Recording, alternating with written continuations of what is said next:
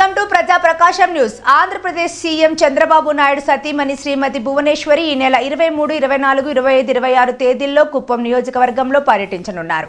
నియోజకవర్గంలో ఉత్తమ మెజారిటీ వచ్చిన గ్రామాలను దత్తత తీసుకుంటామని ఆమె ఎన్నికల ప్రచార సమయంలో హామీ ఇచ్చారు.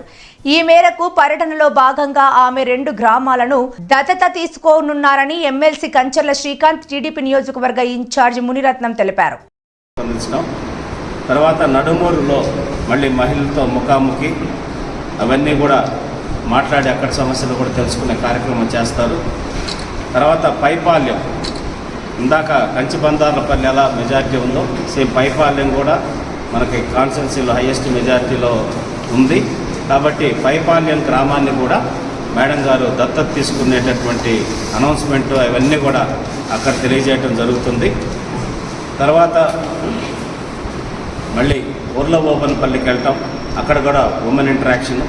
నెక్స్ట్ గుండ్లనాయనపల్లి, అక్కడ కూడా ఉమెన్తో ఇంటరాక్షను.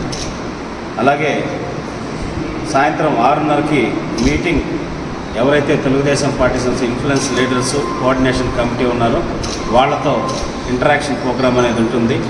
తర్వాత 25వ తారీఖున శాంతిపురం మండలంలో ఉమెన్ ఇంటరాక్షన్ ప్రోగ్రామ్ అనేది సోమాపురంలో ఉంటుంది. అట్లాగే కర్లగట్ట గ్రామంలో కూడా ఉమెన్ ఇంటరాక్షన్ ప్రోగ్రామ్ అనేది ఏర్పాటు చేయడం జరుగుతుంది. తర్వాత